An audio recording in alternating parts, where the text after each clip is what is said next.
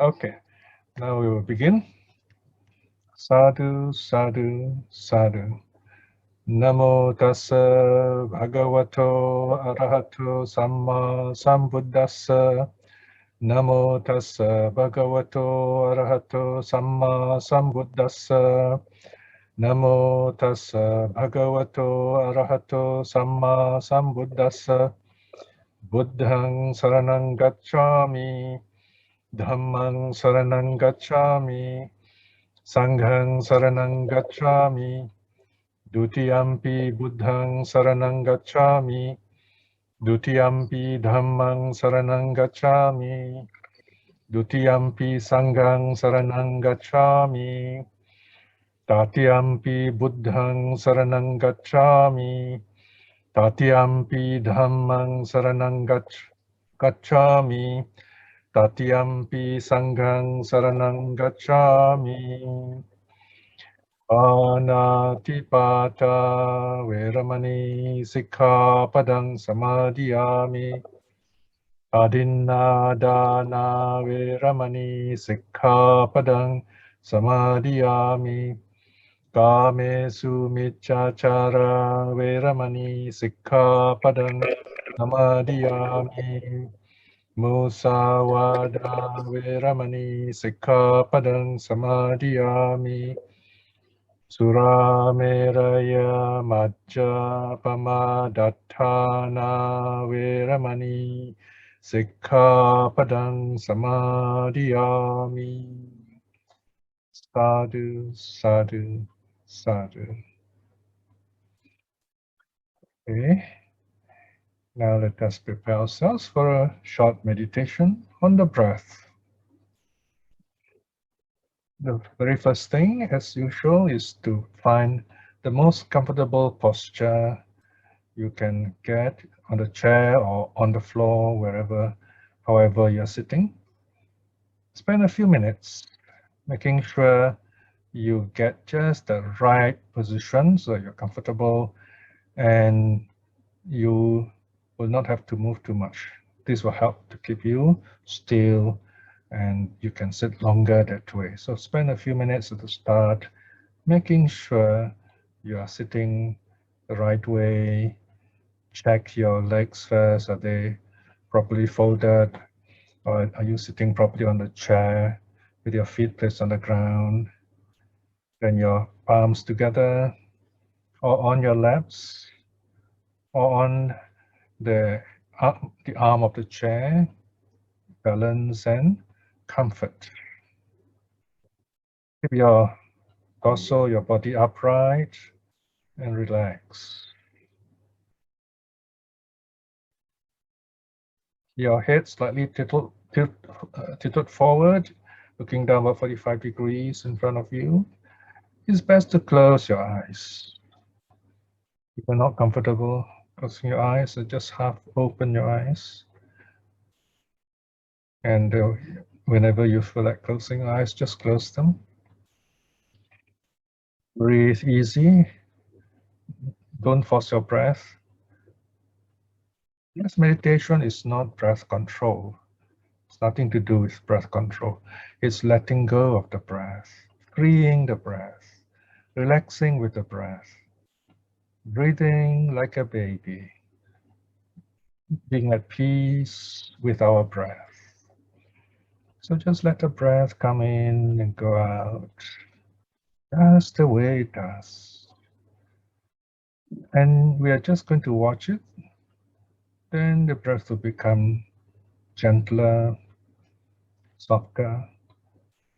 And after a while, the breath becomes very peaceful, almost unnoticeable. And you feel really good and just smile at it. In the first stage, we count the breath. Stage 1, counting. There are different ways of counting. Today we'll do a very simple one. Breathe in, breathe out, count 1, in, out, 2, in, out, 3, in, out, 4, in, out, 5. 1 to 5, 1 to 5. Anytime after you count, just smile. The smiling helps you to focus. You can count up to 10 if you like. Don't count less than 5, too small. Don't count more than 10, it's too big. So any number between 1 and 10. Now if you forget the number, it's all right. Just start with 1 again. Don't worry about the numbers. Counting is just to help us focus, to push away immediate thoughts. Keep your mind on the breath.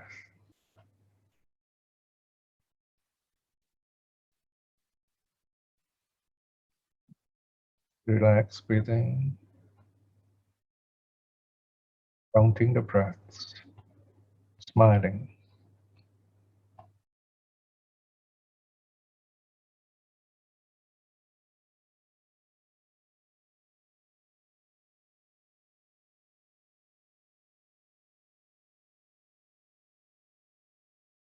Sometimes your breathing will be deep, sometimes shallow, sometimes fast, sometimes slow. Just let it be. You're just relaxing with your breath, counting them.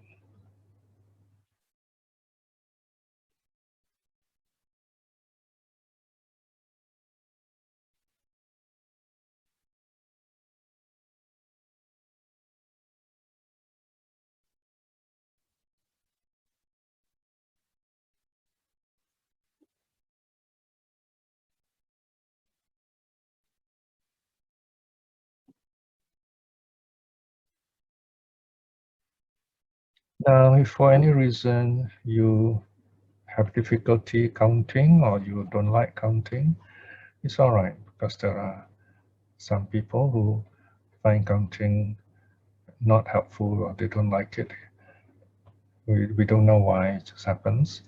So if you don't like counting, you are at 50% of people, you can straight away start with stage 2. That is the in-out stage. Just watch your breath coming in. When your breath has come in, note it as in. In. When your breath has gone out, note it as out. In, out, smile. In, out, smile.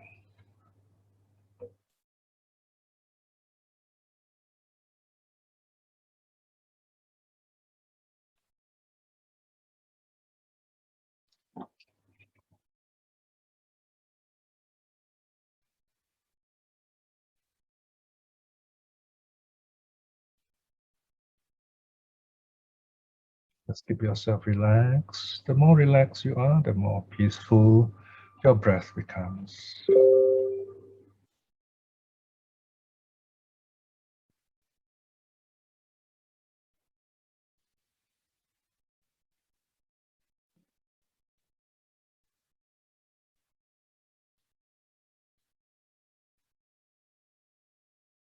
Just keep your mind on the breath and let go of all other thoughts.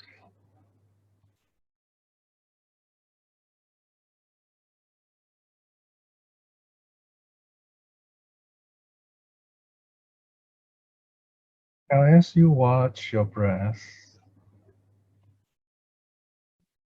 you may notice the breath becoming slower, and then you notice a space growing in between the breaths, between the in, out, or between the counting. If you notice the spaces, then you stop counting if you are counting.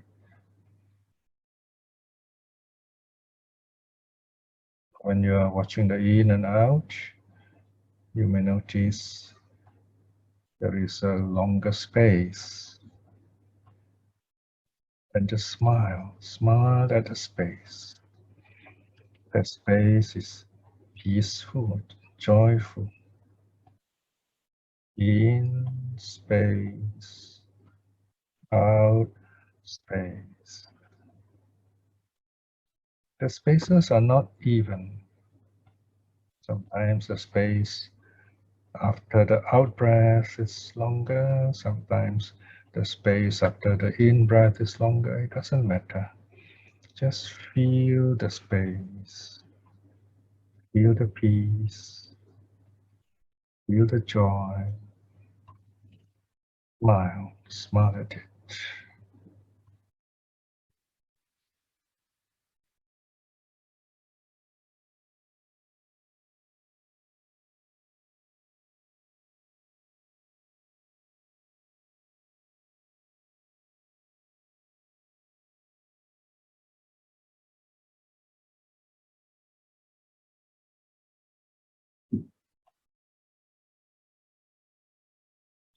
If there are any distractions, smile at them, let them go.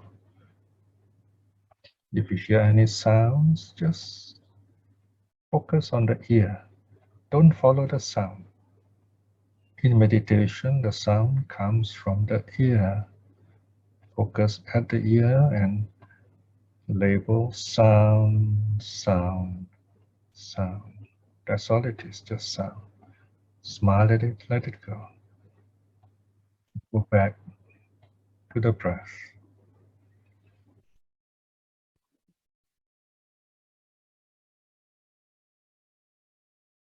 Same thing with thoughts. If there are thoughts, if the thoughts are very strong, then just stop your meditation a while.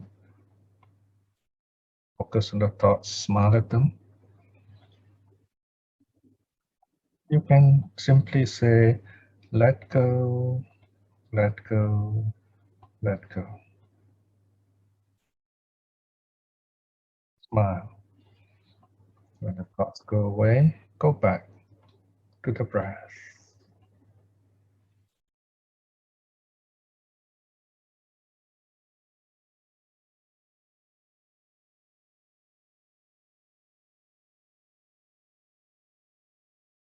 Now, as you become even more peaceful, you feel a sense of deepening peace, broadening peace. Then you have come to the fourth stage. It's called the silent stage. That means we do not say anything at all.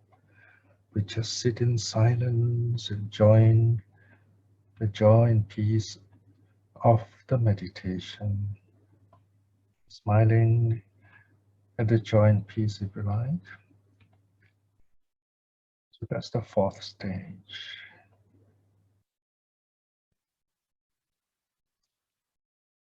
At this point, stage 3 and 4 may be difficult for you.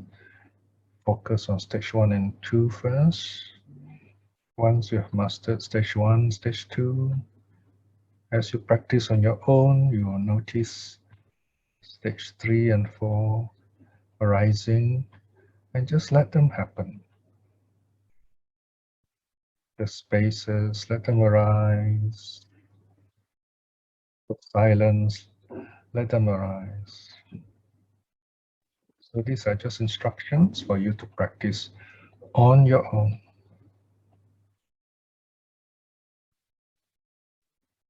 First stage, counting, which is optional.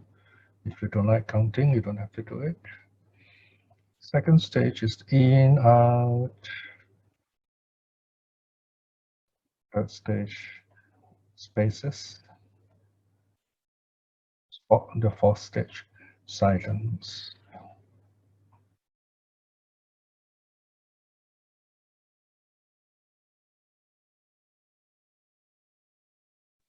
Now at this point, let us review our practice. That means remember the peaceful moments, joyful moments. Even for a split second, you felt peaceful, you felt joyful. Remember those moments. They will help you in your future meditations or when you need inner peace.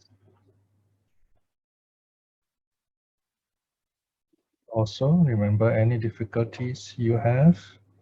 like distractions. Try to remember why they happen, how they happen, so that you can prevent them in the future. So this is reviewing your practice.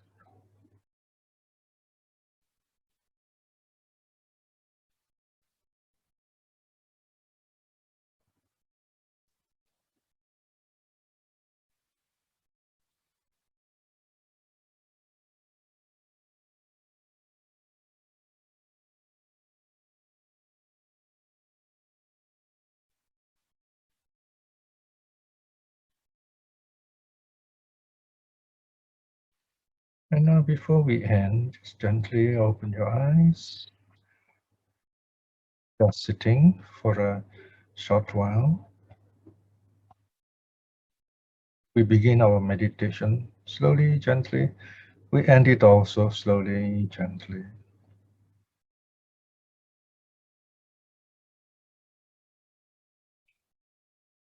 Sadhu, sadhu, sadhu. Okay, very good. Now we will begin with our talk. Okay, here we are. Okay, so do I share the screen now, Ratna? Oh, okay. Can you all see the full screen? Again, okay, here we are. Okay, so today we're going to go on. Today's the sixth lesson on right speech. We're talking about training for the path. In other words, here we're going to find out what is the Eightfold Path, how to practice it, and today we're going on to right speech. So let's see, where does right speech fit in? Now, my approach in teaching you all is to follow the traditional style, the way the Buddha has been teaching us. We repeat the important teachings. We very often think we know, and we assume that we know, then we forget, especially the important teachings, which need to be repeated. In other words, we have to remember them. You'll be surprised how we forget. We always assume we know, and that is how we lose our knowledge. We forget. Okay, so remembering is knowing. So it's very important to remember. In fact, the word for remembrance is sati. Sati, mindfulness, also means remembering.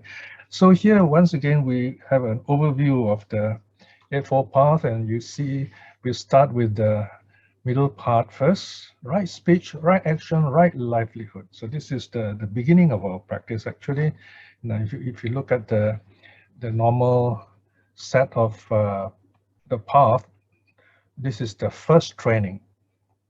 The first training that is in moral virtue, or in Pali, sila sikha, in sikha. Now this is in Pali, sila. So sila in Sanskrit is shila, the S has got a sh sound. And sikha becomes siksha, shiksha, okay?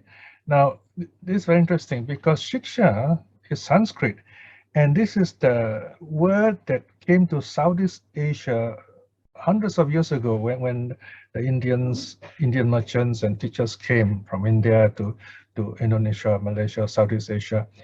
Because you see, siksha in Malay becomes siksa. Learning is suffering. Siksha means suffering, right? But originally, siksha means training, sikha, all right? So that's how words get into a language and then take new meaning, okay? So sila, sikha, training in moral virtue. And training in moral virtue means dealing with the body and speech, refining our body and speech.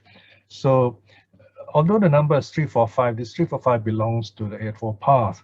In terms of training in moral virtue, right speech is the first thing that we have to learn to refine our speech. And in this talk, in this under 2 hours now, about 1.5 hours, we're going to look a bit deeply into this aspect of our training. And then number 2 is right actions. So body and speech, they go together. This is our karmic doors. The third karmic door is the mind, which we will deal with at another time in greater detail. Then Another important aspect in our moral virtue is right livelihood. Our work affects us, right? So you notice 3, 4, 5, they are very closely related. How we talk, how we act, and what we do for our work. These 3 constitute our training in moral virtue. Okay, sila, sikha. So they should be right, in other words, in keeping with the 5 precepts. Now, training in moral virtue is the basis, the foundation for 6, 7, 8, for right effort, right mindfulness, right concentration. As I said, 6, 7, 8 are called training in concentration, samadhi, shiksha, samadhi, shiksha. Okay, so this is part 2. The word samadhi also entered into the local Malay language as samadhi, but it has a different meaning. The meaning changed. Okay, so samadhi means mental concentration. It includes mindfulness also. All right. So in other words, we keep the precepts, we train our speech, we refine our actions, we make sure our livelihood is wholesome in keeping with the 5 precepts. And based on this moral virtue, refinement of body and speech, we direct our energies, our mental energies correctly to avoiding unwholesome things, bad things, and cultivating positive things. Okay. Avoiding bad things means not doing anything that will confuse our minds, that will make us unhappy. And cultivating good qualities means brightening up the mind, being happy. And okay, this sounds very simple, but as we go along, we see the finer points of it. So right effort, there are actually 4. We'll be doing this later on. Briefly, number 1, if you have not done a bad thing, don't do it. You have not smoked, don't smoke. Okay. Number 2, if you have been smoking, cut down. Okay, so this is the second right effort. Then the second pair are 2 things you should do. If you've not done something good, let's say you've never meditated before, then you start meditating. That's the third right effort. Do something good you have not done before. And the 4th right effort is keep doing it. Okay, so these are the 4 right efforts. Now, then the idea of the 4 right efforts is to build up right mindfulness, basically focusing our mind in meditation. Okay, all this will be separately done in great detail, and later on we'll be studying on this. And from right mindfulness, when you go deeper into right mindfulness, into samadhi, you get deep focus called jhana, concentration.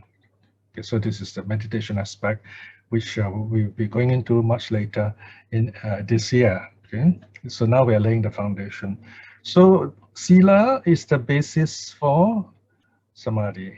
Moral virtue is the basis for mental concentration in terms of training.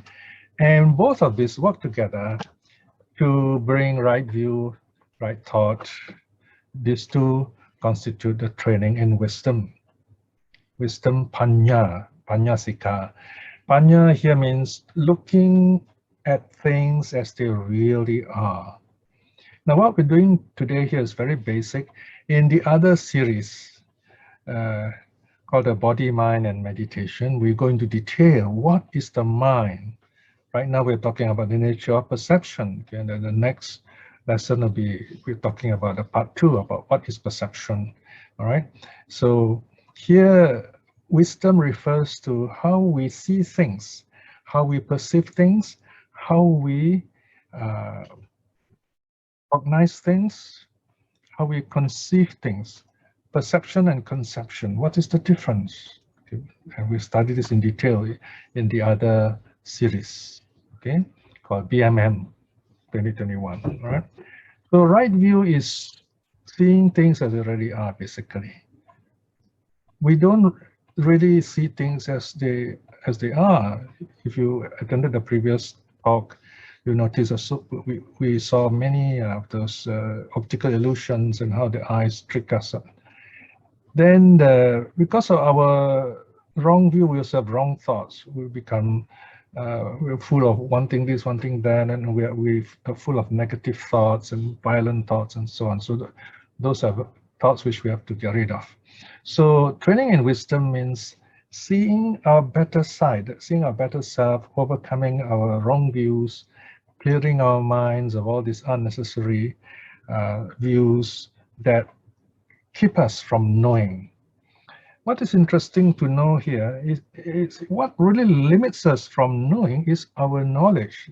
This is the surprising thing, you might say, right? Because when we think we know, we stop learning, right? For example, we say, oh, I've learned this already. I know what the Eightfold Path is. Then we stop learning. Then you'll be surprised. You'll forget, okay?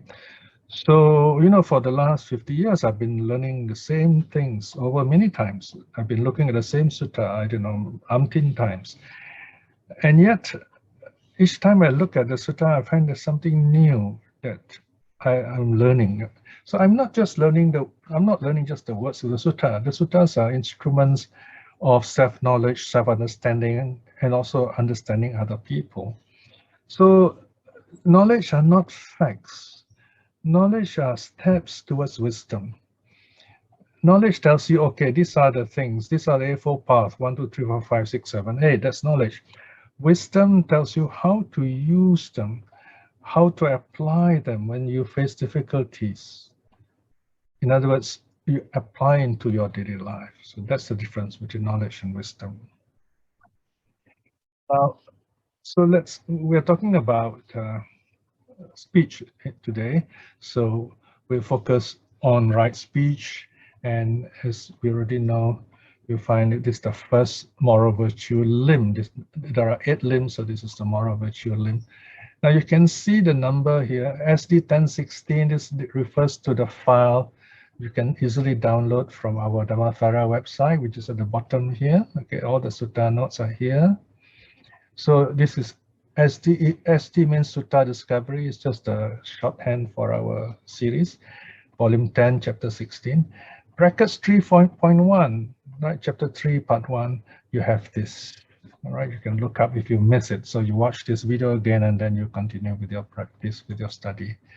So why is right speech the first moral virtue?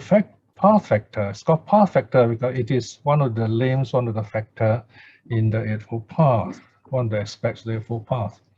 Now here in this very interesting sutta, Chula Vedala Sutta, M44, Majjhima Nikaya, 44, the layman Visakha is talking with his wife who has become a nun. Okay, so here the nun is addressing him, and so it says, Avuso Visakha, having first thought and pondered, vitaketi vichariti.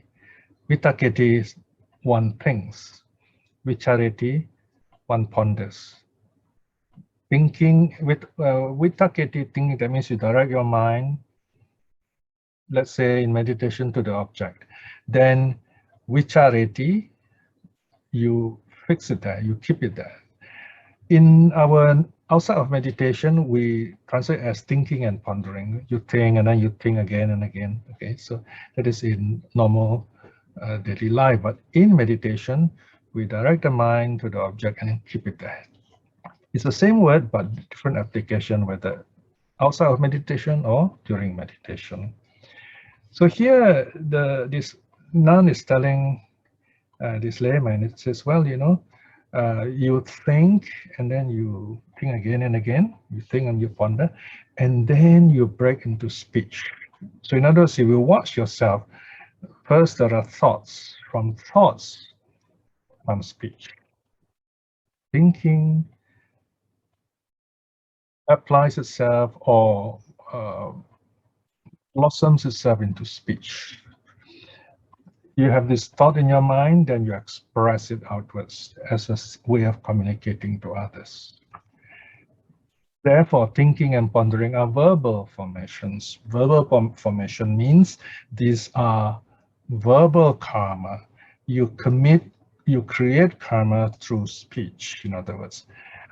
By thinking, you create karma through thoughts, through your mind. Okay, so but once you talk, you create karma through speech too. So they're called verbal formations. You form karma by expressing yourself, your thoughts, expressing your thoughts so that others listen to you, understand you, and then have ideas about you, act accordingly. It affects them. So that's karma. Okay. So this is the details are found in M44. Okay. So you see here, M44, Sutta Majjhima Nikaya number 44, and here is 15, section 15, okay, part 3, right? And then this is the SD number again for TA.9. You can get this translation from this. All right. So all these numbers guide you on how to get to the suttas. All right. So now when we talk about speech, there are wrong speech, wrong kinds of speech, and right kinds of speech. So let's look at what are the wrong kinds of speech that we have to avoid.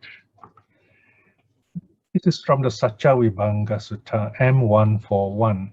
Satya means truth, very easy to remember. You listen to the sound such, right? Such it is, right?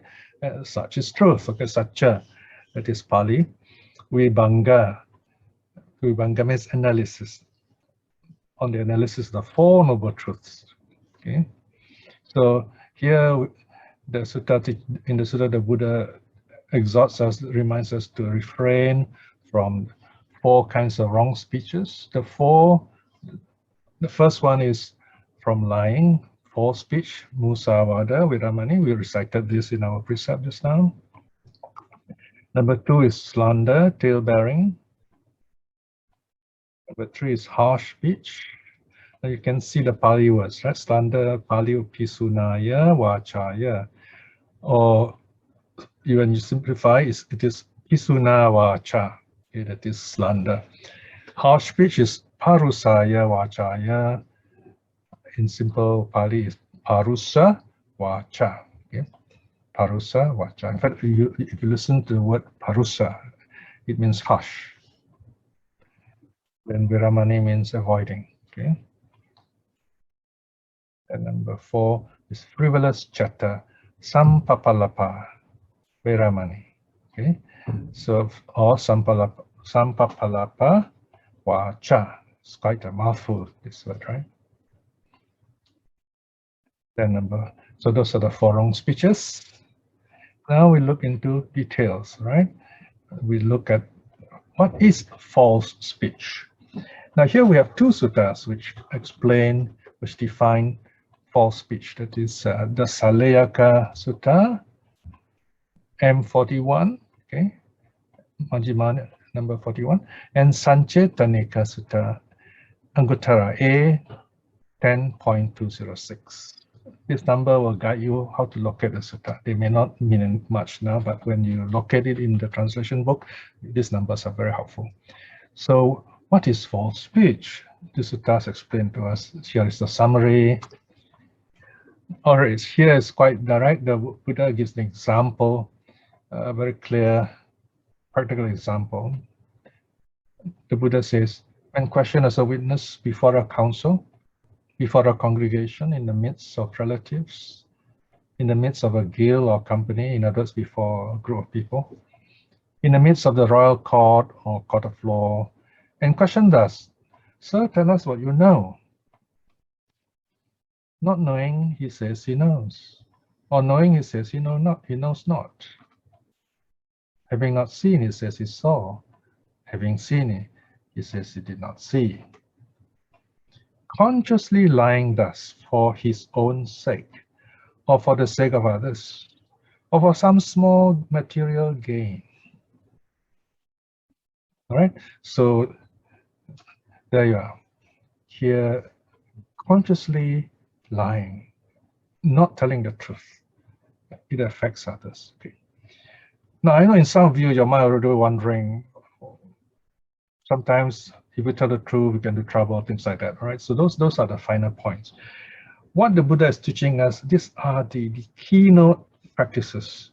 These are the ideals. These are the important things we must know, because if we do not have these basic ideas, society is not possible.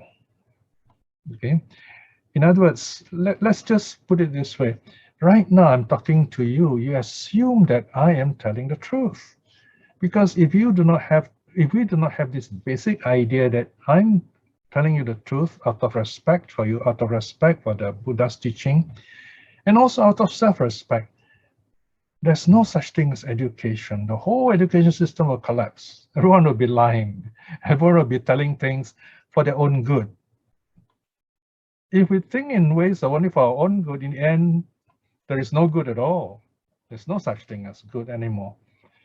So telling the truth is one of the key ideas that allows society to exist. In principle, in other words, okay? Because without this truth, we cannot even step out of our houses to do things in a practical way. We won't know which side of the road to drive or whether to cross the road safely or not, and so on. So our whole society is based on this idea that people will tell the truth, or at least will try to tell the truth. Of course, I'm beginning right in the middle of it, you see. Basically, when we say about the basic ideas of society, it's the 5 precepts. You got to respect life, right? You cannot simply harm people, much less kill people, because if people are allowed to kill people, if you're living in a war zone, the moment you step out of the house, you're not safe, right? I mean, yes, COVID is on now, but you can still safely, step out of your house, I mean, nearby. So the idea of safety wherever you go is there, because killing is wrong, life is sacred. So that's the first value. The second one is about property, not stealing. To live means to work, right? So when we work, we have money, we buy things for ourselves, so no one has the right to take it away from us. That's called stealing if they do that. And the third precept is about freedom of our body. We say, no, you can't touch my body. I want to keep my body this way, and so on, right? So that's the third precept against sexual misconduct. You can say that's the value of freedom, or value of personal decision, personal choice, if you like. The number 4 is about truth, right? The 4th precept. The 5th precept is about keeping your mind clear and calm so that you function as a good individual. So there you are. You can see how speech fits in. We need this proper way of talking so that society is possible. I can give you this talk. You can, after this lesson, think about it and then make your life more of a higher quality. You grow in wisdom, you grow in ideas, and you progress. Right? So this is the basic idea of the value that speech contributes to society.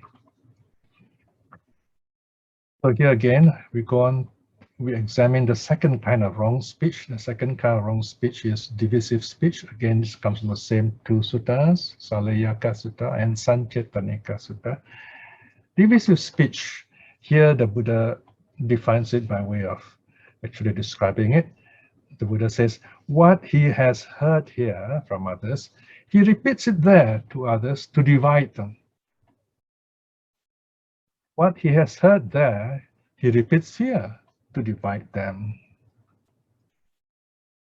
Thus, he divides the united, who encourages the divided to remain so, right? So this person is not a very good person. He wants to see people divided and disunited, quarreling. Being pleased at discord, when he sees people fighting, disunited, disorganized, he's very happy. Enjoying discord, delighting in discord. Saying words conducive to discord, right? So opposite of discord is concord. Concord means something peaceful, united. So this is divisive speech, dividing up people, right? Dividing up families, breaking up marriages, all included here. So this has to be avoided. By the way, all this is included in the 4th precept, but the 4th precept, of course, the key practice there is telling the truth, right? But it includes this too. Now let's look at the next wrong speech. And this is harsh speech, okay?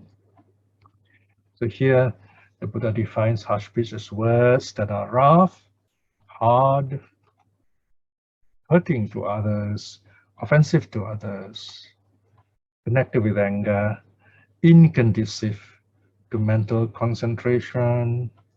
Notice this last part, inconducive to mental concentration. That's the key idea which I've underlined for you.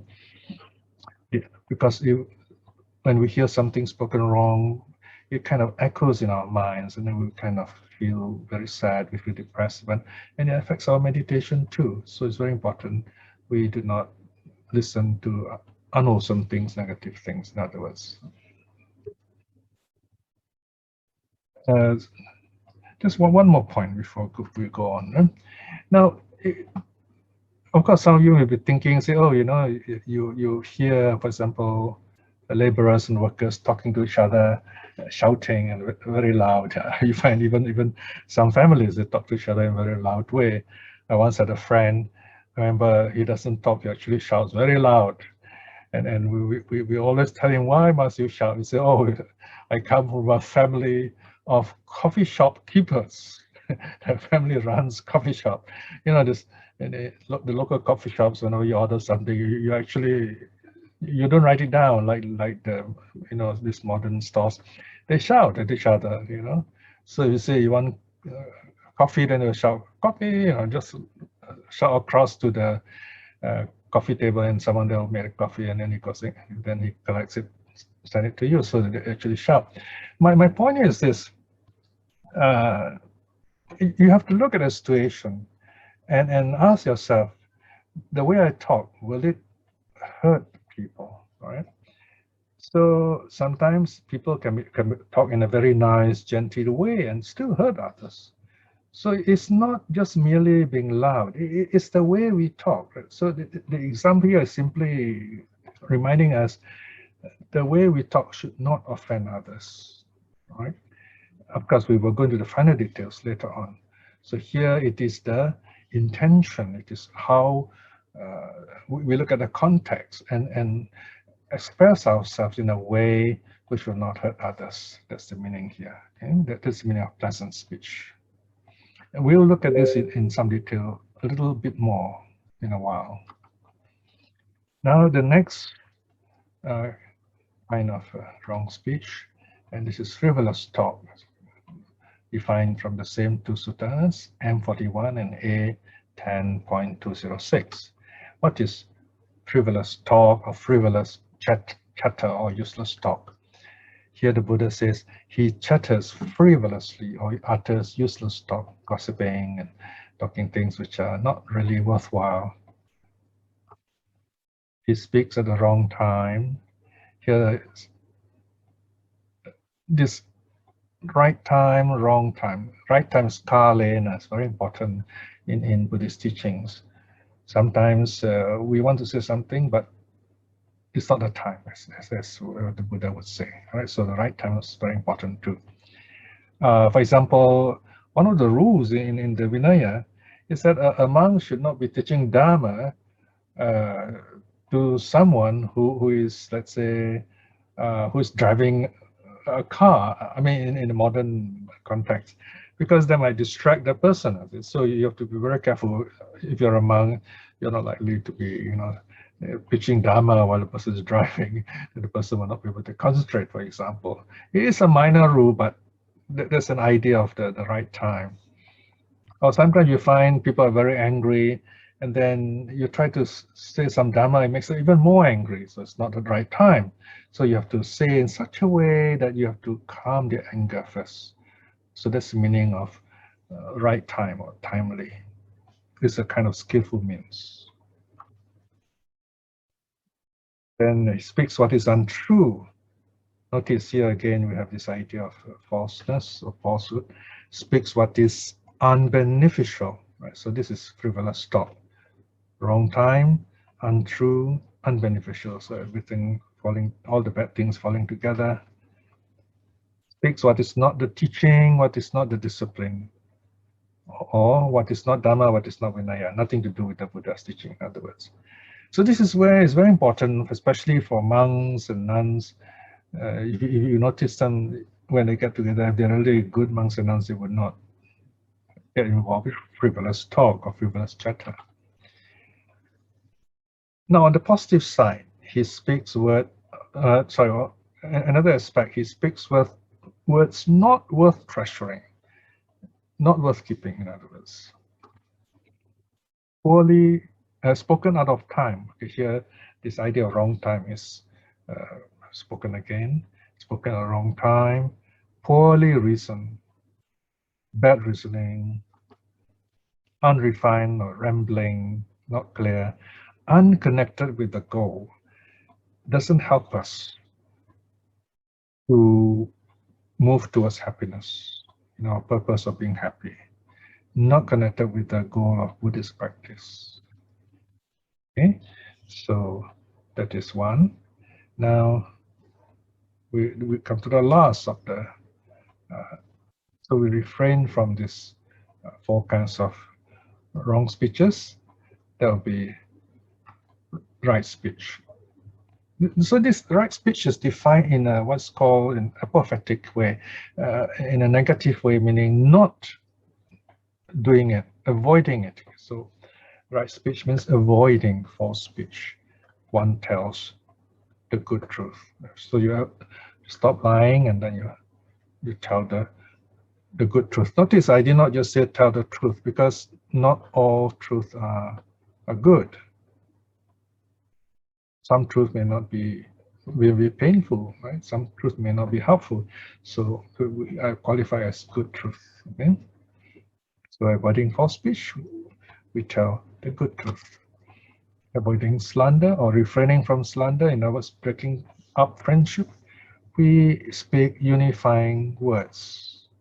That is very interesting. I remember when I was in Thailand when I was a monk, during our Vinaya class, our teacher was telling us something very interesting. He says monks are not supposed to introduce a boy to a girl, let's say during Sunday class, and say, oh, come, you two should get together, I think you're a very nice pair, get to know each other, and then hoping they will become friends, and then as they grow up, they get married, matchmaking. The monks are not allowed to do that. Okay? However, when the monk knows that there is a couple who are regulars in their temple, whom they know, the couple is breaking up, husband not talking to wife, wife's angry with husband, he can gently intervene and talk to them and keep them together, can talk to them, unify them. That he can do, but he cannot matchmake. So this is one interesting point here. So he's allowed to speak unifying words. Number 3, refraining from harsh speech, we speak pleasantly. We speak in a way which makes people feel good, people feel happy, in other words. So this is where, for example, you find among Asians, we are very aware of this. Some of us, we talk a little softly. We try to say things which are pleasant, but sometimes, of course, we tend to overdo it in some cases. So here, middle way is the best way. Then number 4, avoiding frivolous chatter. One speaks beneficially. Like you find some people, they're very kind. They will advise you on how to do the right things, how to be safe, and so on. Right. So one speaks beneficially. So these are the 4 right speeches: telling the truth, unifying speech, pleasant speech, and beneficial speech. All right, 4 kinds of right speech. This is found in section 3.4 of the book on the Eightfold Path, ST 1016. Now we look at lying, musawada, false speech, which something which is unreal as well as untrue. How do you define false speech? How do you define musawada? Okay, there are 4. Okay, so this according to the commentary on the Khuddaka Patha, the first of the 15 books in the Khuddaka Nikaya, the 5th Nikaya, from Pablo Buddha Gosha. there are four parts or four constituents of lying or false speech. Number one, there's something which is not true. Okay, suppose something, you did not do something, okay? So that's the situation. Then the desire to communicate it to others. So you do not want to tell this to others. So in other words, you want to cover it up. The desire, the intention, the desire to let others know. Okay, that's the second point, right? Then number three, the effort to communicate, communicating it either verbally or physically, verbally or body language, right? Body language is part of it too. And then fourth one, notice that I mentioned body language. Oh, by the way, silence also is included. It's very interesting because sometimes when you need to tell something but you don't, you are silent, and that also is regarded as communicating. All right. So although we say, oh, he didn't say anything, but technically that has the effect of making the other person act in a way which will cause a lot of problems or disadvantage to him or her. And the fourth component is there is the intention of lying. All right. The number one is the real situation that false state does exist. Number four is your intention of lying. Okay. Here, intention means it's either rooted in greed, hate, or delusion. And we can also include fear. Fear is part of delusion, but sometimes we speak of greed, hate, delusion, fear, then they are called the four biases. The four biases, which often cause us to break the precepts. So these are the four constituents of lying or false speech. Of course, if any of these are missing, technically it's not lying. For example, there's no intention. That means you never actually wanted anyone to know it as a lie. In other words, you actually think what you said is real, is true.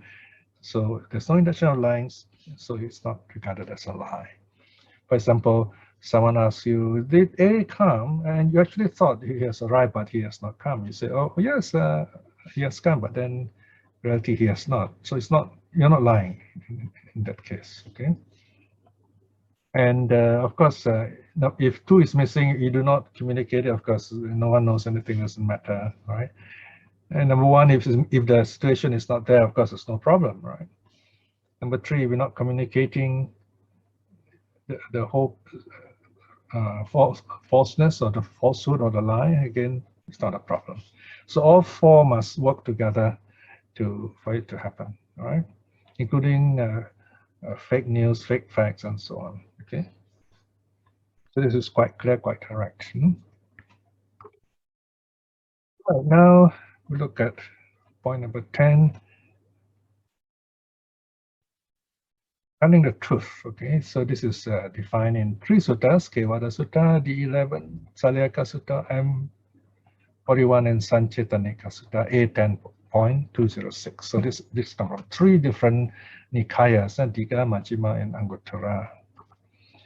Right, this is quite clear, quite direct. It's the opposite of the previous one of lying. Here the Buddha says, here house lords, the Buddha is talking to some lay people. Here house lords, a certain person having given up speaking falsehood refrains from falsehood.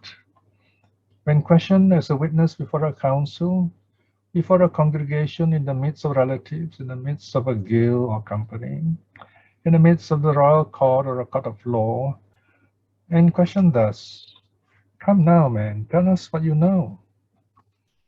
Not knowing, he says, he knows not. Or knowing, he says, he knows. Having not seen, he says, he did not see. And having seen, he says, he saw. Right? So he's telling the truth, in other words. Not consciously telling a lie. Thus, for his own sake, for the sake of others, or even for some small material gain. Right? So telling the truth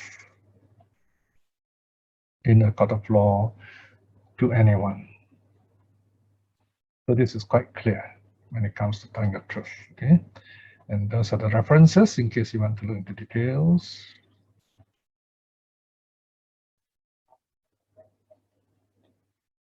Okay, now I'm going to close this first part by rounding off with a parable, which we did in the Sutta series on the Ambalatika Rahulawada Sutta.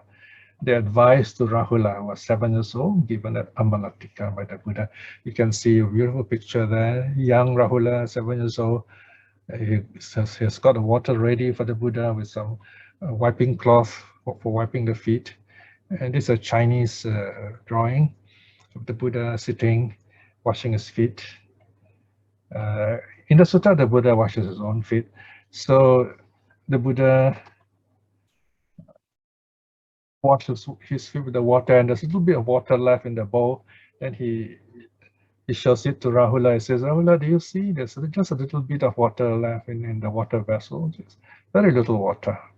So even so, says the Buddha, if a recluse, if a monk, including a novice, a young boy like Rahula, if he lies, then there is little of recluseship left, like the water, little bit of water.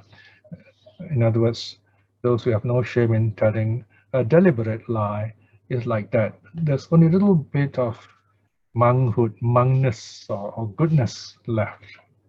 This is what the Buddha giving what's called an object lesson to young Rahula. And then the Buddha throws away this little bit of water. Then he tells Rahula, he says, Rahula, if you have no shame in telling a lie, if you tell a lie, then it's like you have thrown away this, your monkhood, your recluseship, the goodness in you. So don't do that.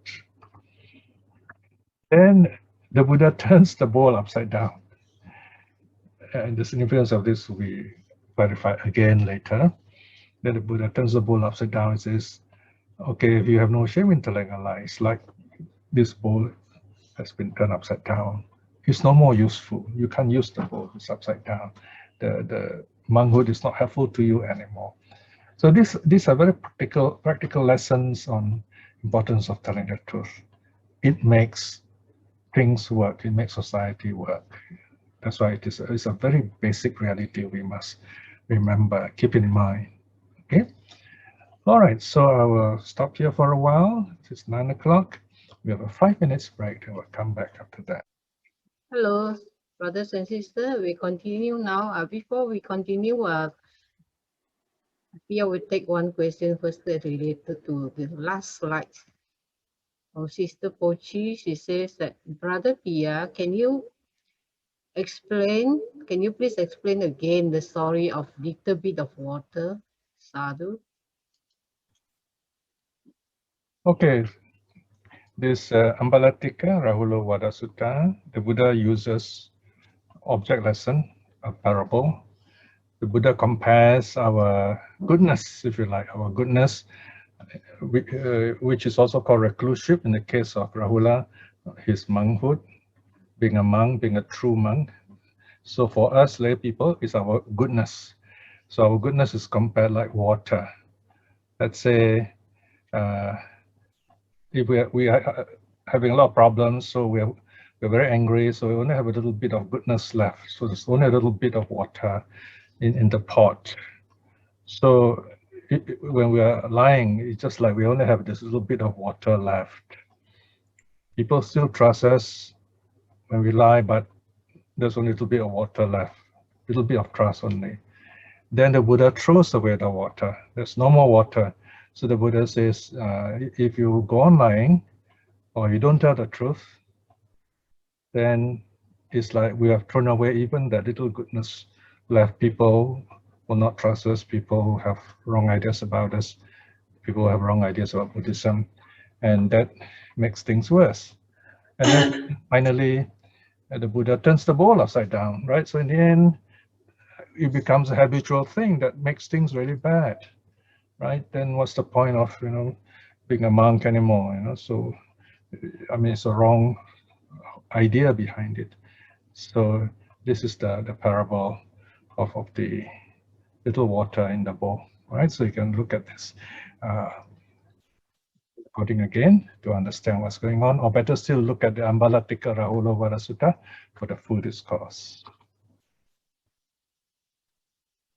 Okay, now, so let's look at a bit more here. According to the Ambalatika Rahulovara Sutta, M61, the Buddha is saying that when monks deliberately lie, they lose their authenticity as renunciants, as monks. People who are thinking, who are wise, will not listen to them, will not believe in them. So here we see the monk, they all have bowls, so the bowl represent their connection with the public, in other words, okay? Monks are not beggars. The bowl represents like a social contract. The monks behave in a calm, peaceful way, they keep to the rules, and the lay people support the monks, give them food as an act of merit. They feel happy doing this. So there is this kind of connection. The idea is that the monks do not work, the monks do not cook, the monks do not buy things, they do not have money, because their whole idea is they have renounced, so they can focus on meditating, on practicing the life of recluseship, of being a monk, to attain awakening in this life itself. That is the original arrangement, and the bowl represents that contract, if you like. So lay people are busy, we can't do that kind of renunciation, so we support the lay people. In doing so, we feel a sense of happiness, joy, and peace, and that helps us to function as good people. So that's the meaning of this, the bowl, connecting the monks and the lay people. Now we go on to another point about refraining from divisive speech. So here, divisive speech has got 4 parts, four aspects, 4 constituents. Number 1, there is a party. Okay, this group, let's say a family is united, happily married. Okay, and someone comes along and he has the intention of divide up the family, or wants to make himself popular, desire to endear himself, right? So there's this negative intention, this bad intention, greed, hate, or delusion. Then he makes the appropriate effort, right? He can withhold something, withhold the truth, or tell a lie, or tell stories. That's the effort. And then that story, that intention is communicated to that party, to 2 groups. Okay, so then they believe, and then they hate each other, they break up. Then divisive speech has worked. The karma is there. Karma has acted, in other words. Now we come to next one. Refraining from divisive speech, practicing harmonious speech, unifying speech.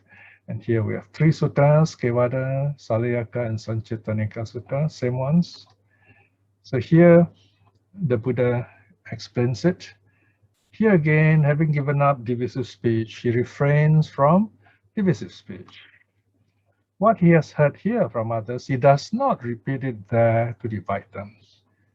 So in other words, there are things we don't have to talk about that will make people angry, make people fight. We don't have to talk about those things. What he has said there, he does not repeat here to divide them. So we do not bring in things which we have heard from elsewhere, which may hurt others here. We don't have to bring them back here to break people up. Thus, he is one who unites the disunited, right? He says, well, look at all the good things. I put aside the bad things, look at the good things.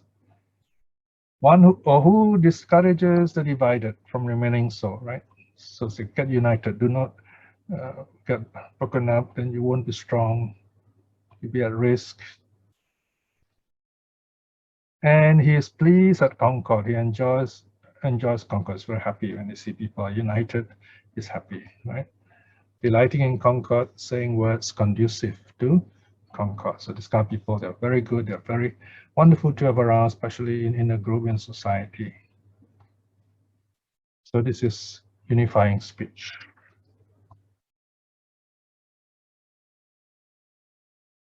Now harsh speech, right? So here there are three constituents of harsh speech, three aspects, three components. First of all, there's a person, someone who will listen or someone we communicate with. Then number two, there is a hating mind, and what's the intention is there's hate in the mind.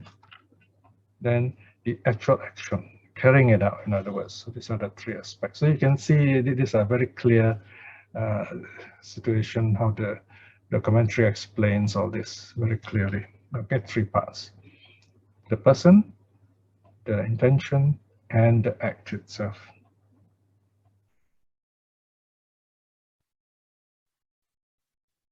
Now we come to refraining from harsh speech, practicing pleasant speech, and this comes from the three suttas again, Kevada, Salayaka, and Sanchitaneka Sutta. Here the Buddha says, having given up harsh speech, he refrains from harsh speech. He utters words that are blameless, pleasant to the ear, touching the heart, urbane, loved by the masses. So in other words, these words he talks, which is pleasing to the people when they hear, pleasant to the masses. People like to hear. Okay, and it's not just being a politician. It is saying something which makes people feel good and peaceful. And it's very important if there's a crowd, right? We don't want people to get angry and get violent, right? So this is the meaning of pleasant speech. Of course, a politician will say, wow, yeah, I like this, or I want to be like this. Yeah, that's fine. If they talk that way, that's fine too. All right.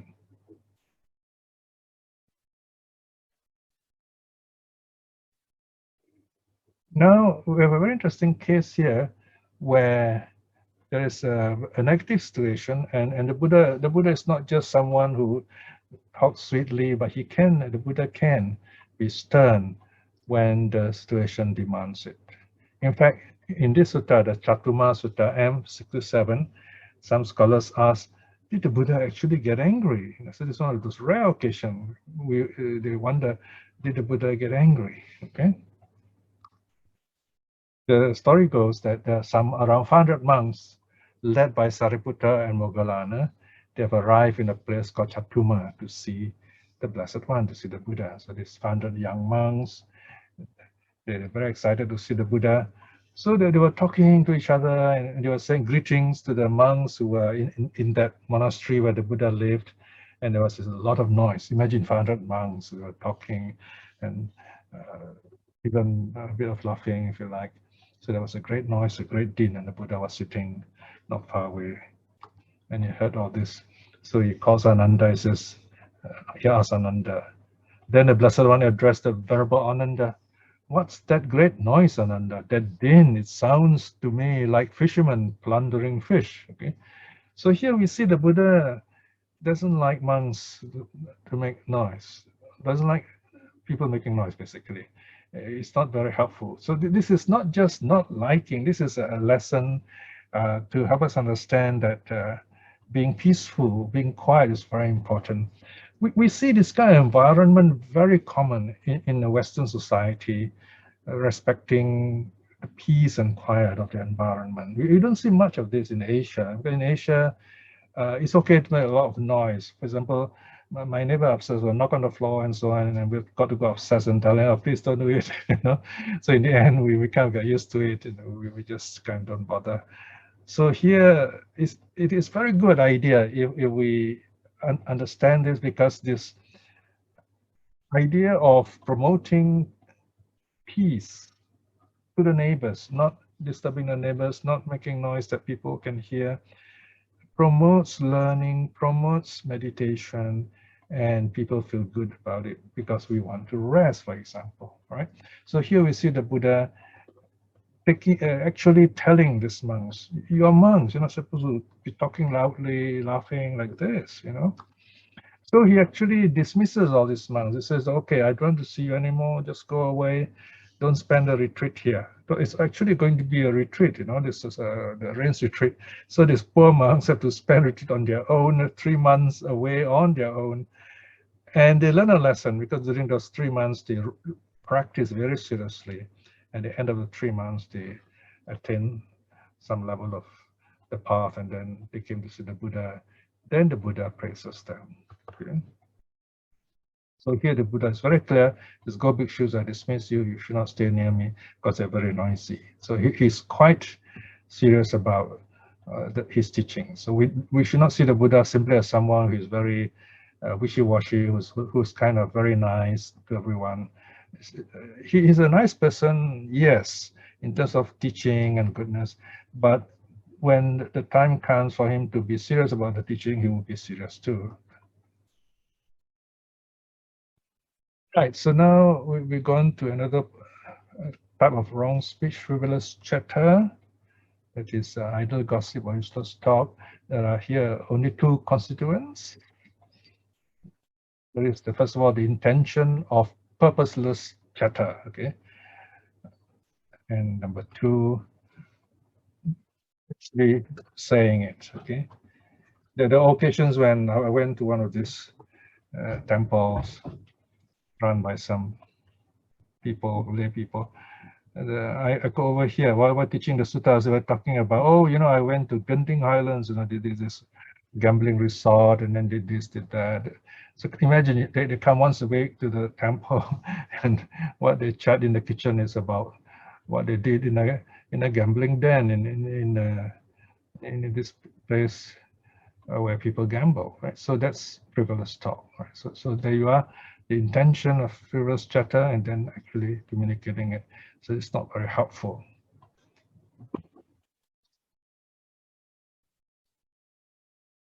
Why are these kind of talk not helpful? Because they're not connected with the goal, not connected with the purpose of the Buddha's teaching to get inner peace and to go nearer to the path of awakening.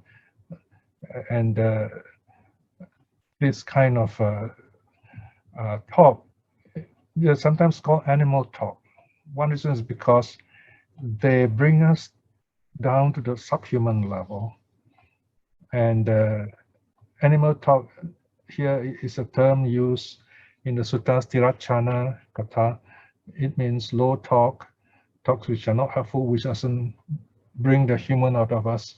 In fact, it will downgrade us in due time. So here, what are these examples of animal talks? Low talk, talk about kings, you know, those politics, talk about thieves or crimes, talk about ministers, intrigues. Notice in the ancient texts, in the suttas, the words are talk about kings, thieves, ministers, right? So in modern times, it would be politics, crimes, and intrigues. Armies and dangers and battles, foods and drinks, clothing, dwellings, garlands, adornments, perfumes, relatives. Okay, here, if you're in the business of selling a house, it's different. Selling clothes, you can talk about clothes. But here we're talking about, let's say if you come for a retreat, you come to the Buddhist center, you come to study suttas, you got to be more mindful. That's the meaning here, okay? Talks about vehicles, about cars, and so on, yeah. Villages, market towns, cities, provinces, about women and men, heroes, street talk, talks by the well, okay, the well talk. People get the water and they start gossiping. Talk about the departed, about ancestors, talk about diversity, about changes, talk about the ending of the world, about or how the oceans origin, and basically these are all speculative things. Talk about rebirth in this or that existence, or another way of translating this word is whether things exist or not exist, bhava, okay? So all these kinds of low talks, there's quite a long list of this. These are all mentioned in the first 13 suttas, Digha Nikaya 1 to 13. They are listed in detail. It says a monk does not talk in this way, basically. We no low talk, okay? That means that these are quite in the early teachings, they're very simple. The Buddha is very direct and very clear. So these are the things a monk should not talk about.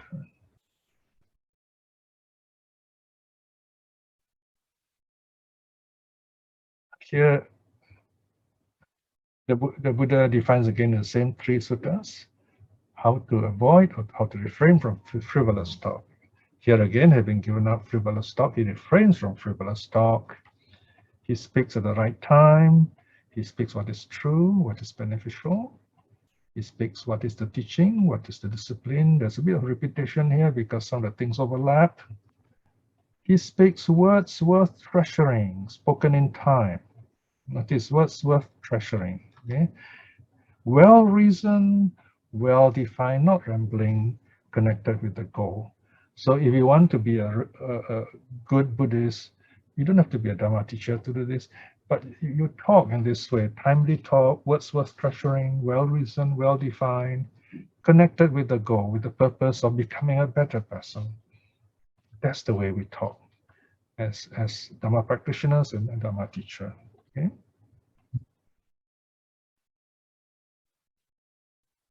All right, now we come to a little bit of deeper teachings.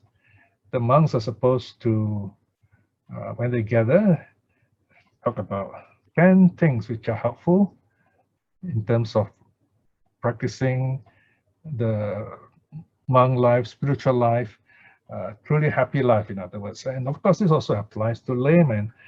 Talk about wanting little, right? So notice, if you go into the world, people tend to talk about wanting more and more. But if you really want to be happy, you find there are some people, even in Europe, they talk about small is beautiful. There was one writer called Schumacher. He wrote a book called Small is Beautiful, learning to, make this world a more sustainable world to live in. Wanting little. Talk about wanting little, apicca katha, right? And then talk about contentment, santuti katha, about being contented. Here, being contented is a very important idea in Buddhism. Contentment is the greatest wealth, says the Buddha in the Dhammapada.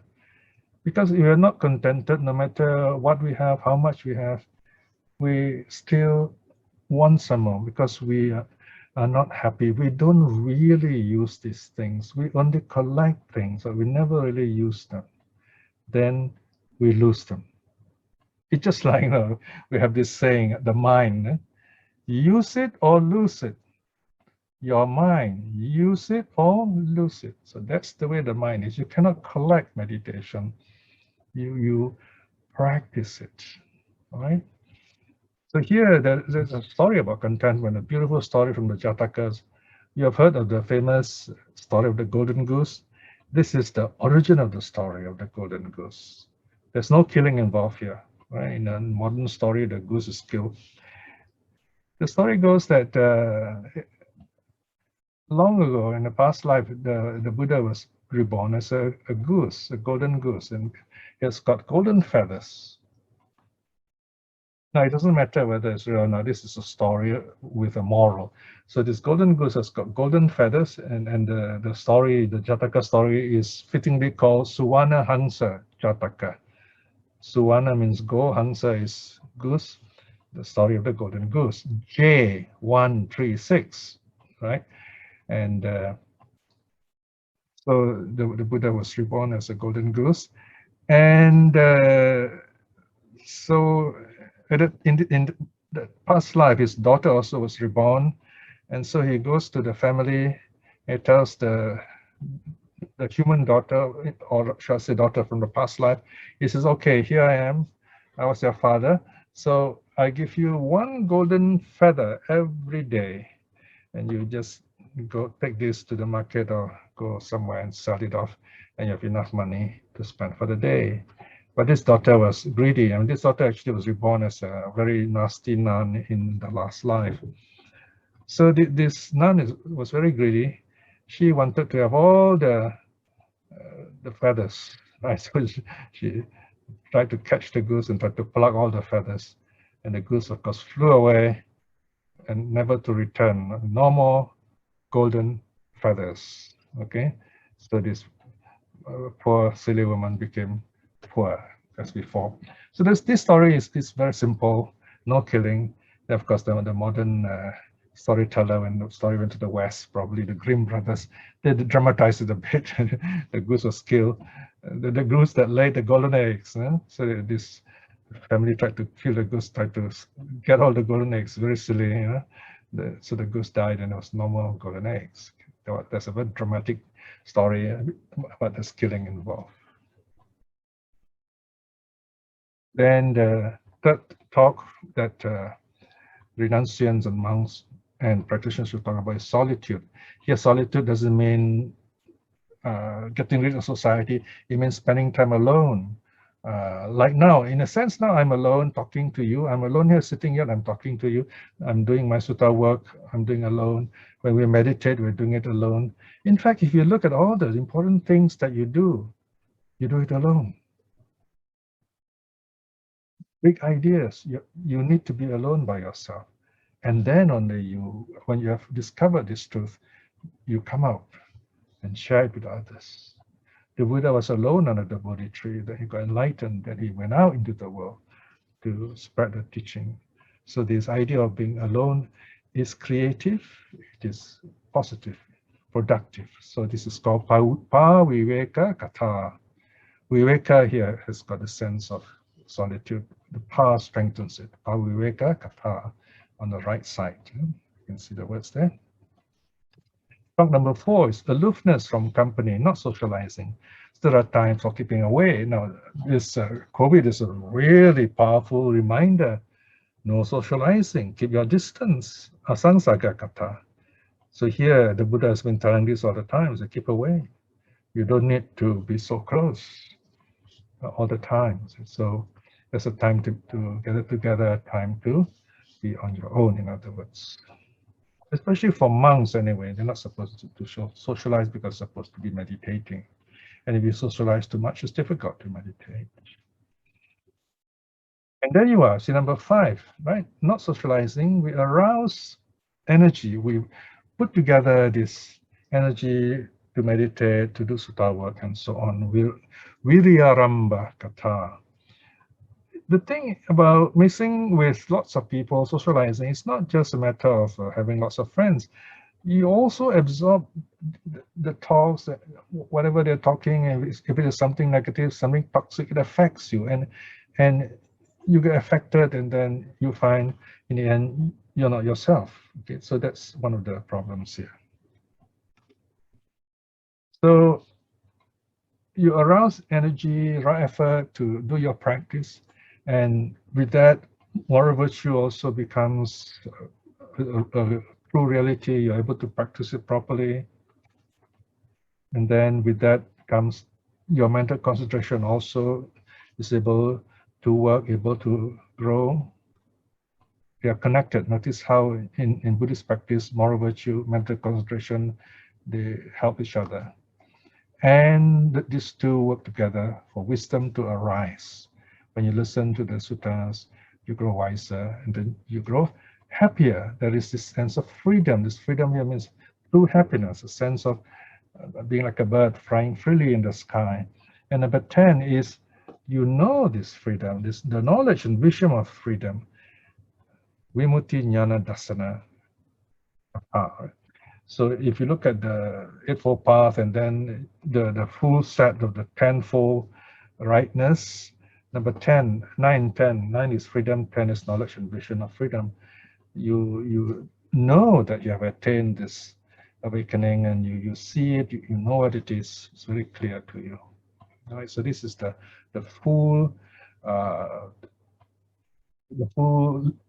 steps of the path, the 10 of them. This put in a simple, practical way for us. The Dasaka Katawatu Sutta, there are 2 suttas of this name, the 10 things that are worth talking about, especially on retreat. Okay. So now, speech can be a skillful means, right? So this is given in Abhaya Raja Kumara Sutta, M58. There are 8 kinds of statements possible, but the Buddha only speaks 2 kinds. What would the Buddha speak? The Buddha would speak something that is true, useful, as well as pleasant. Okay? True, useful, and pleasant. For example, the Buddha says, if you keep the precepts, if you calm yourself, you'll be happy. Right? So this is true, useful, as well as pleasant. And he will teach this at the proper time. He will also tell us something which is true, useful, but unpleasant. For example, he might say, you should not kill, right? So we enjoy killing. Let's say we go hunting and so on. So it's something which is unpleasant, but he has to tell us. And he will tell this at the proper time. So notice this fourth quality, kalena, proper time is very important. We may know something good, but telling at the proper time, then you hit the nail on the head, as we say, right? Now, there are various other kinds of statements which the Buddha wouldn't use. For example, something can be true, but useless, yet pleasant. The Buddha would not say it. So it becomes like a gossip. The Buddha would not, by the way, number one, the example is the Arya Pariyasana Sutta, okay, the teaching on the Buddha's quest. So it talks about how he searched for the truth and awakening.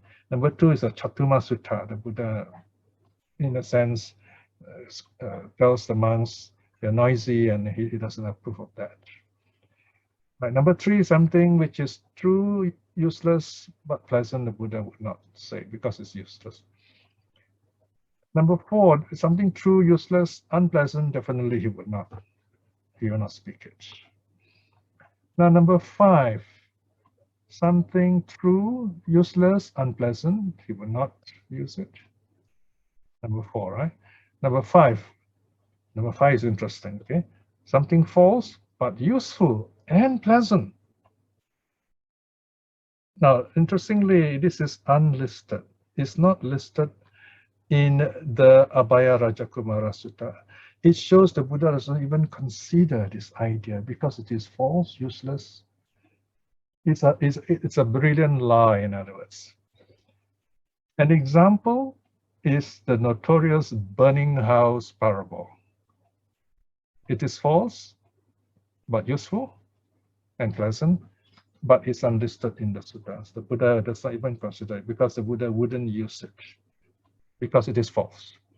The parable of the burning house is found in the Lotus Sutra, right? Lotus Sutra, which is not a Buddhist sutra, that's put together later.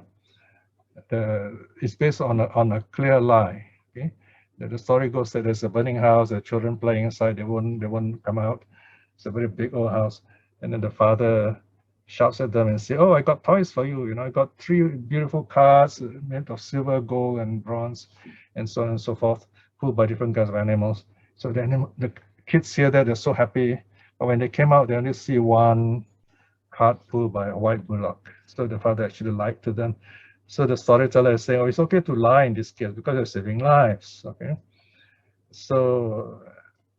Well, if there's a real fire, perhaps, you know, but if you use it as a Buddhist parable, you have lots of problems. In other words, we are saying it's okay to lie, right? So the Buddha doesn't even notice, doesn't even consider this kind of idea. So this Lotus Sutra is totally un-Buddhist. The Buddha does not accept it, Buddha rejects it, okay? That parable is false, useful, pleasant, but it is rejected by the Buddha, not even considered by him. And number 6, something false, useful, unpleasant is even worse, totally unconsidered by the Buddha. All right. So notice of the 6 kinds of ideas, not 8 as a typo there. The Buddha only uses 2. It is true, useful, whether pleasant or unpleasant. The Buddha will speak of them at the proper time. Oh, there are 8 here. Okay, there are 2 more. So false, useless, pleasant. Also, the Buddha would not speak it because it's useless. And then false, useless, unpleasant. Definitely, of course, the Buddha would not use it too. These are just a technical listing, a total of 8 of them. So only the first two are used. Now, when we talk about speech, we also must consider silence, right? So the Buddha also uses silence as a skillful means. And you remember in one of our Sutta study, the Buddha would not discuss any of the 10 points as part of right speech. So he would not discuss about the nature of the world in terms of time, whether it's eternal or not eternal, in terms of space, whether it's finite or infinite. And he would not discuss the nature of the self, of the soul, whether it is the same as the body or is different from the body. So you have 6 ideas there, which you will not discuss. And then the last 4, whether a being exists after death, does not exist after death, both exist and does not exist after death, or neither exists nor not exist after death. Because all these are speculative, so the Buddha will maintain silence. So in other words, there are occasions when we don't have to answer, or another way of putting it, it's all right to say, I don't know. Sometimes it is safer to say, I don't know. But we're not lying. It's just that we have no opinion on it, and that we really don't know. Okay. Now there is an occasion when the Buddha does know what has happened, but he doesn't say it. So this is another kind of silence, this withholding the truth, because when the truth is told, it's going to hurt people. So here is the story of King Pasenadi's queen, beloved Queen Malika. She had died, and the last star was not happy in this case, and because of that, she was born in a suffering state for 7 earthly days. And the poor king was so worried about the loss and very sad. So the king asked the Buddha, can you please tell me where the queen is born? So the Buddha goes on talking the Dhamma and so on. So in a sense, distracted the king, and he never answered the question for 7 days. Then at the end of 7 days, the king asked again. By that time, Queen Malika's karma already ended, and she's reborn in a happy state. And then the Buddha replied. The Buddha said, oh, okay, Your Majesty, don't you worry, the queen is well, and she's reborn in a happy state, right? So this is when we are knowing the right time to tell the truth. So this is a very beautiful story of knowing the right time to tell the truth. There are times when we do not need to tell people something which is not very useful and it's going to be painful for them. It happened to me one occasion when I was very young, actually more like I observed what happened in my family. The oldest member of my family at that time was my grandmother, the last of her generation, and then she passed away. Okay. Now, in fact, she grew very old, but her youngest son died in an accident first, and she loves the youngest son very much. So no one wanted to tell her, no one told her about this youngest son who had passed away, because they just felt that, oh, I was too young to do anything. I just kind of watch and listen. So they were saying that they don't want to tell her. They do not want to trouble her. She was like late 80s, and so just tell her, oh, don't worry, someone said something ironic. Says, you will meet him. He will meet you soon enough, or something like that. So this youngest uncle had died, and they never told my grandmother until she passed away. So at least she didn't worry about him in that way. Yes. And that's what my relatives did. The childhood memory that I had about how they felt that withholding the truth in this case would not hurt her, would not hurt my grandmother. Now, there's something interesting here before I end, just to add interesting detail about speech and the bowl. Remember just now you saw one image where the monk turned the bowl upside down. Okay, so here we have a symbolic gesture of turning of the bowl upside down. Now this picture you see, this is a monk in Myanmar, right? He has turned the bowl upside down against the army government has taken over. So this is a symbolic gesture of the Sangha boycotting a layperson who misconducts himself with the monks, or someone speaking ill of any of the three jewels, right? So turning of the bow means they're not going to accept alms from the people. They're going to rather go hungry with it. Okay. Conversely, lay people can also turn the bowl upside down on the monks if the monks don't behave well, if the monks reject the Vinaya, right? So we can say symbolically, we turn the bowl down on you. We want to have nothing to do with you because you don't keep the Vinaya. We can do that also. It's a non-violent way of telling people we mean business. We want monks who are good, who are happy, who follow the path, and who can teach us Dhamma and the suttas. Okay, so this is called inverting the bowl. Pata Nikujana. It's a kind of a massive boycotting of someone who is very negative or someone who disrespects the three jewels. So the purpose of being a Buddhist, therefore, is to know what is right and what is the goal. So this is the essence of the teaching of the Anusati Mahanama Sutta, A 11.12. The two very interesting words there, Atta Veda, joy in meaning. Veda means meaning here. Atta means meaning. Veda means joy. Dhamma Veda. Dhamma teaching. Veda's joy. Joy in the teaching. Joy in the meaning and joy in the teaching. The noble disciple, having directed his mind to the Tathagata, the Buddha, his mind that is straight, in other words, focus, go straight to inner peace, gains inspired knowledge in the goal. So here, Vedang also means inspired knowledge. I mean, in other words, when you study Sutra, you feel happy, joyful, that is Dhamma Veda. Okay. Gains inspired knowledge in the Dhamma. Right? So when you study Sutra, you say, wow, I'm very happy with this because I know where I'm going, and this knowledge makes me happy. Okay? Knowing where you're going is Atta Veda. Knowing the Dhamma, the teaching is Dhamma Veda. Gains gladness connected with the Dhamma. Notice the Pali word is pamuja, joy, gladness. Okay? So happiness in the Dhamma, studying the Dhamma. And there we are. Okay, the Dhamma as truth and beauty. And this is found in spiritual friendship. We are all connected together here through spiritual friendship. We are together here because the Buddha has arisen in the world.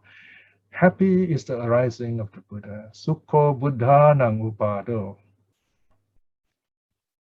Sukha saddhamma desana. Happy is the teaching of the true Dhamma. So here we are, we gathered together to look at the suttas, the early Buddhist teachings. We are tired of listening to all those concocted truths and half-truths and lies. We want the actual teaching, which is available easily to us nowadays.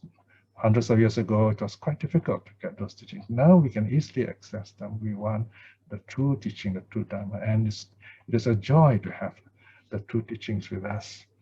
Sukha Sanghasa Samadhi. Happy is the harmony of the Sangha. So this is the noble Sangha, the Sangha of the noble individuals, the saints. When we read their stories, we feel happy and joyful. So we hope that the conventional Sangha, those who renounce the world, will keep to the Dhamma, keep to the Vinaya, and inspire us to be happy too, and they also are happy. Samaganang taposukho. Happy is the practice of those in harmony. So we're gathered together here in harmony, practicing peace together, right? So you come to our Facebook, to our Telegram, you find people are happy, seeking the Dhamma. Okay, so there we are. This is an example of spiritual friendship. And you can see a beautiful picture here. This is on the full moon day of more or less Chinese New Year, the Buddha addressing 1,250 arahats. These are the early days.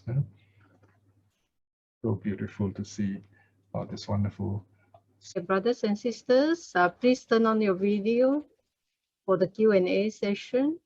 Thank you. Okay, now we'll take a question. Anybody has any question, you can ask now. We only have about 10 minutes left.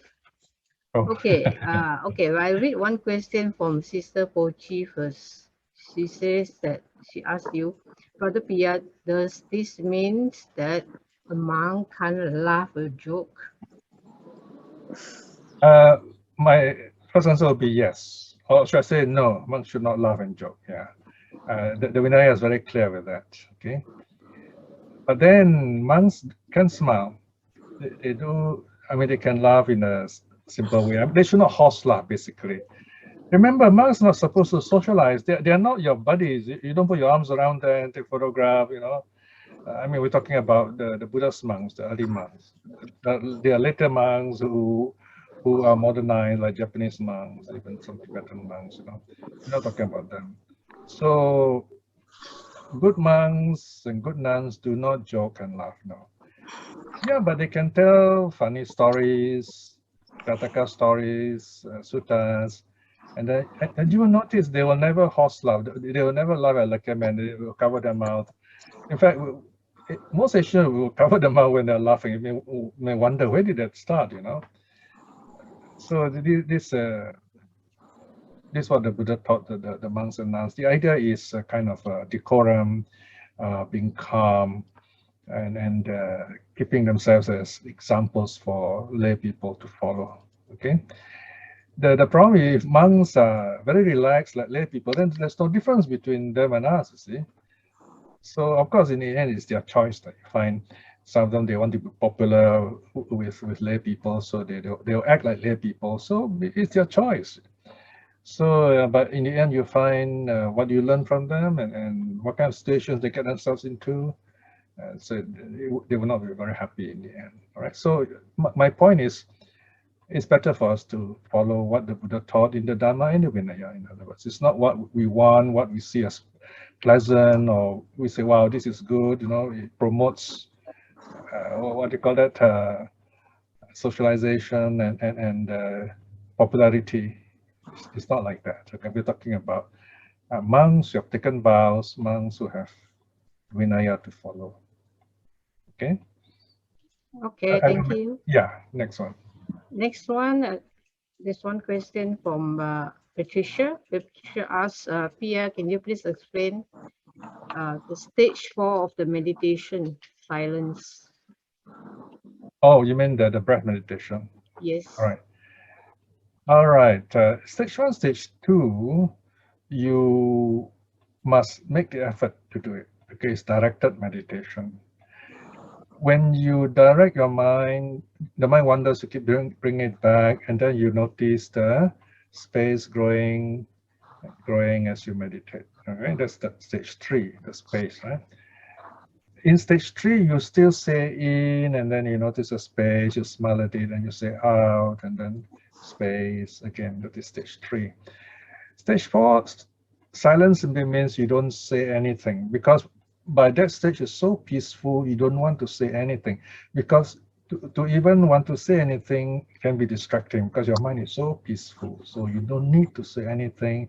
You're feeling very peaceful, very joyful. You just want to feel happy. Just want to sit there very happy, enjoying this peace, uninterrupted peace.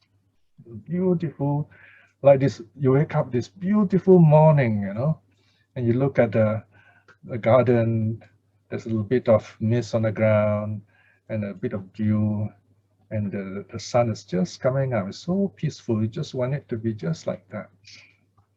That is the 4th stage, silence. It is a naturally peaceful state, so you don't have to say anything, and you keep it as long as possible.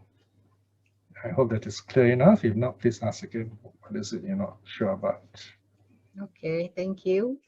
Okay, there's another question for Patricia again. What's the difference between monk and wanderer? Oh, okay. Okay, monk, bhikkhu are those who follow the Buddha, they get ordained, they follow the Vinaya. Wanderers, paribhajaka, they do not belong to the Buddhist order. they're like the hippies, you know. They give up their home life and they just wander around. Some of them are kind of sincere seekers. They're actually looking for the truth. Like Sariputta and Moggallana, they were wanderers before they became Buddhists, before they met the Buddha. But there are others who are just lazy. They want to have an easy life, so they just go and take up the. They wear some robes, and they just wander around. So you know they get alms food. They don't have to do anything. So those are the wanderers in the Buddha's time. Yeah. Okay, thank you very much. I think that's all the questions we have on the chat box. Does anyone else want to ask any question? You can raise up your hand. 5 minutes. Yes, 5 minutes.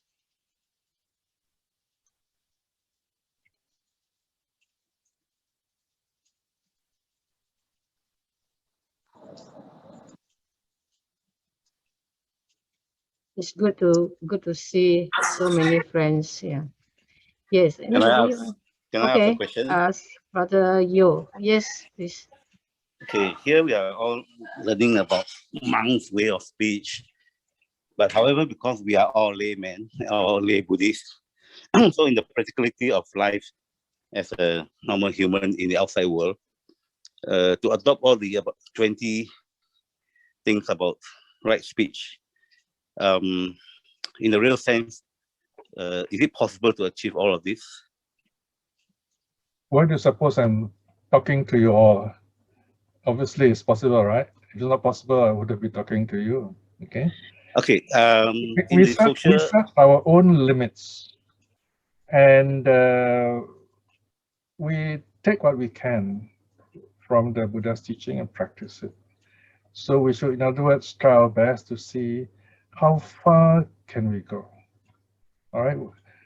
The Buddha has given us a complete teaching, in other words, because we may not be ready for everything, but we can prepare ourselves to do as much as we can so that we get a complete treatment, in other words. Because if you don't get a complete treatment, then you won't get a complete answer. You have not started the journey yet. You will not reach the goal. We are like little children. They're still playing in that area, and then it's time to go home, but it's getting dark. We're still not home yet. So and it gets less and less safe as we do that. Then, you know, we might get into trouble once it becomes dark. So there comes a time where we have to leave this place for a safer place in time to come. You know, we all age, we all grow old. And then suddenly we realize, oh, we are getting old and our minds are not so clear as before. And we wish we had meditated, we wish we had learned the suttas, right? So we've got to start right now, basically. Okay? Yes, understood. However, as I say, in the real practicality of the life, especially for my case, being a self-employed, if I were to actually follow closely to it, then basically I should stop my self-employment. I don't know. That's up to you. Maybe you should. Yeah, maybe you should. I don't know. Yeah. Because I can't answer. Yeah. So it's very important. Again, remember in Buddhism, we are not in the habit of saying, yes, you can do this, yes, you can do that. Yeah, some, you know, the guru teachers are doing that, but that is, we are deciding your karma for you. Then you have given up your responsibility on karma. You are telling, let me decide your karma for you. I can't do that. That's why the Buddha only said 5 precepts. That you are 1, 2, 3, 4, 5, and then you decide how far you can go. You try your best. We want to create the right conditions so that the best society is possible. Right now, we're not living in the best environment. Look at all the COVID going on. We want to get back to the ideal society. Right? Even that's not easy to maintain. So we look at what we can do. The basic things are the 5 precepts, right? The extra things, especially for mental training, when you go into retreat, remember context very important. What is the context of the Buddha's teaching? Those 10 way of talking, what is the context? The Buddha is not saying, oh, this is your everyday layman life, no. But there are times in your life when you want to be really serious about being calm. How do you gain calmness? How do you gain inner peace? Right, these are the 10 things you avoid, so you can get into really this wonderful consequences. Okay? So know the context, all right? In your daily life, of course, if you keep the 5 precepts, that's wonderful already. Okay, so context is the key word here. All right. Yeah, understood. Okay, very good. Okay, thank you. Yes. Any more? No more question, huh? Yeah, time's up already. Can we take a picture before we end? Can everybody turn on your video, please? Yeah. Okay.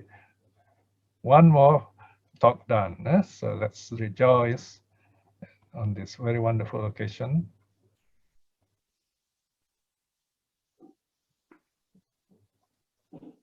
Okay. 1, 2, 3. Smile. Okay, one more time. 1, 2, 3. Say cheese. Okay, thank you very much. Okay. All right. So next, my next sutta is Angulimala Sutta. Just to remind you, Angulimala next Friday, right? Yes, correct. Yeah. So totally revised sutta. So hope you all can join us for this wonderful in a story about a serial killer, how the Buddha converted serial killer. Once again, we have completed we've dedicated some time, we have renounced a bit of time, we have made some sacrifice to be with ourselves. So this is an example of solitude we spend with ourselves, with the Dhamma, looking within ourselves so that we can be of better service to those we love, to our children, our family, our spouses, our friends, to society, to the world. So we have started off by keeping the precepts, reciting the 5 precepts. We have done some meditation on the breath. We listen to Dhamma. We ask questions. In some ways, we have challenged ourselves to rise above ourselves, to be a better person. So all these are doing wonderful things. Reflecting in this way, may we be well and happy by all the goodness we have done. May we enjoy good health. May all these difficulties we are facing with COVID quickly come to pass. And then we have learned this lesson that all this suffering is teaching us, that we learn to be better people. So just spend a bit of time sending your kind thoughts to your loved ones, people who matter to you. Send your kind thoughts to them, wishing them well and happy wherever they may be. Above all, tell yourself that you are willing to open yourself up to more learning, to look deeper into yourself so that you become wiser and your minds are clearer.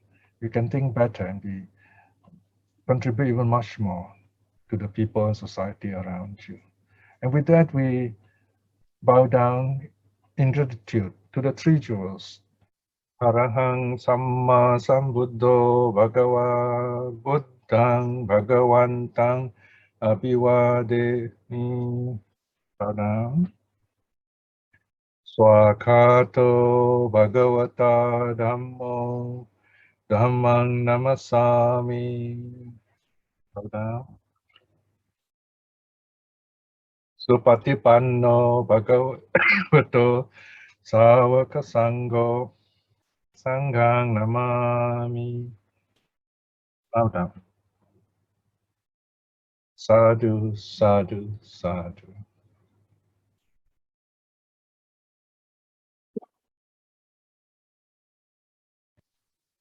Sadhu, sadhu, sadhu. Okay.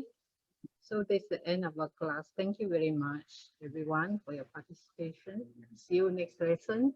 Good night, everyone.